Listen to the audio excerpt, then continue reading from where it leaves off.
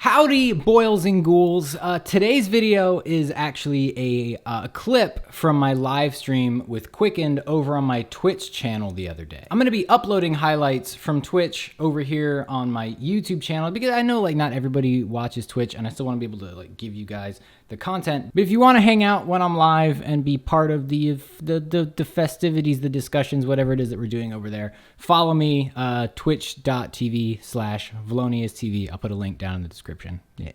One other quick thing that I want to mention before we start though, is that I have a really hard time shaving my balls.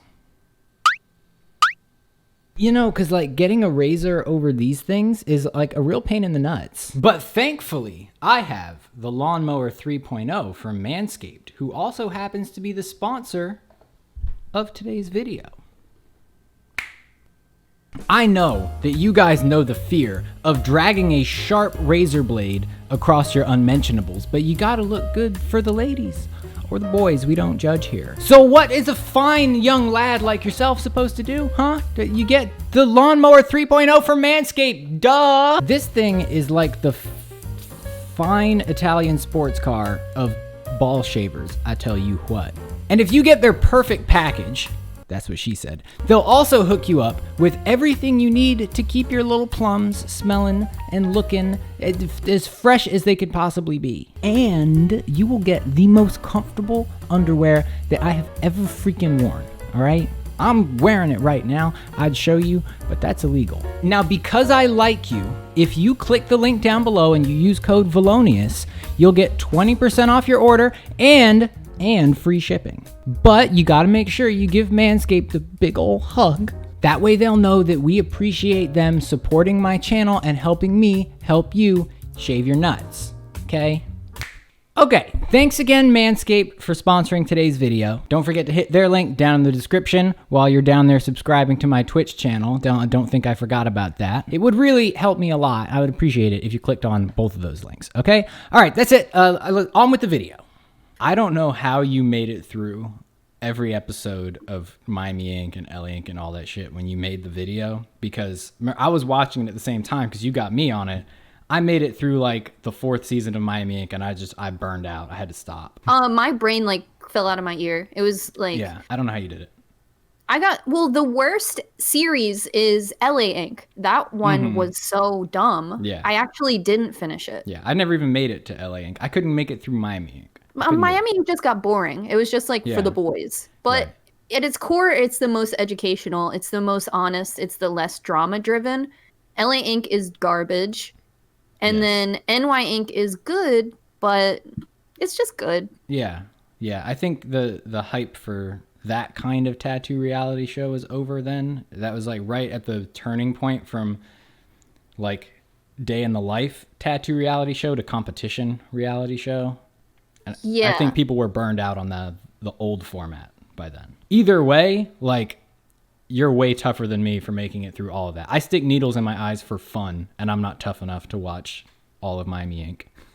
and LA Inc. and New York Inc. You know what? It was like the peak of quarantine. It like really fell into place. It was like April. Yeah.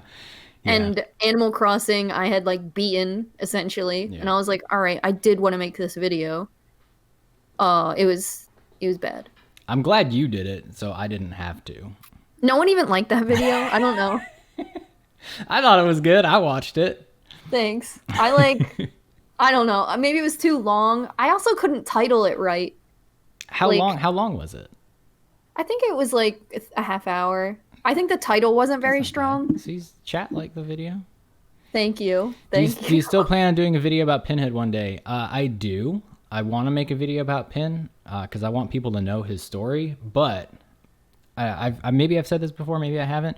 It's like it's a process to make that video because I don't want to just sit and tell the story. I want like his friends and his family to tell the story, and they're scattered around the country, which means I'm gonna have to like make trips to go film all their parts or hire someone to film like interviews with his friends and family. So it's like a big undertaking, and I don't want to make that video unless I know it's going to like get views. And right now I can't rely on YouTube's algorithm to show the video to people. Like it might hit. It might not. Like, I don't care about the money I have to spend on the video, but I care more about like people hearing his story. So I don't want to do it unless I know people are going to see it. What if you did like a GoFundMe to fund the video? Because then it's, you know, that it's funded and that you're in control of it. Yeah. So That's not I've a seen bad other idea. YouTubers do that. There's this one YouTube channel abroad in Japan, and he just has this buddy that like Yeah. he started to drink with and who was like a very curious person, and he did a GoFundMe to tell the story of this man. That's And it not a was bad really, idea. really good. And, you know, he bought like a drone and stuff to do the video well. And it was completely fan funded. Yeah. I mean, and I guess I could also just film it the way we're doing this right now. Like, I could just film Discord calls. No, I'm sick of this format. Yeah. I see it everywhere. I Right. don't like it. I want to do it for real. Like, if I'm going to do it, I want it to be like documentary style, like the iDubbbz documentaries. Yeah. You know, I want to do it right. So it will happen eventually. I just don't know when. And I don't want to pressure myself with like a timeline or anything. Chat said, I think it would be worth waiting to do it in person, etc. Make it worthwhile. Yeah. I agree. Plus, you know, it's an excuse to see his family and stuff, like his mom and his dad and his sister and all that stuff. It'd be fun. It'd be fun to sit down with them and like talk about it. There is a video on YouTube with him in it. He's not the sole focus of the video, but he's like a main character, and they do talk about some aspects of his life in there. And I've thought about sharing it a few times. I actually have permission from the people who made the video. I helped make the video. But it was like a documentary about suspension, and I'm a little bit afraid of sharing it because it does show a lot of suspension, and I don't know how YouTube will handle that. They won't let you do it. Yeah. And it shows like the procedure of needles getting slammed through people's backs. He does perform some body mods in the video too, not like graphically shown, you know, artfully shot, all blurry and out of focus and stuff like that. But I thought about sharing it, and like I said, I have permission from the guys who made it. But yeah, so, you know, I just realized I forgot to tweet that we're live. Oh, go off. Yeah, I'm a little bit dumb. Sorry, guys. Give me 2 seconds. You know, did I ever tell you the story of how I was supposed to suspend? Smirkable, what's up? No, I don't think you did.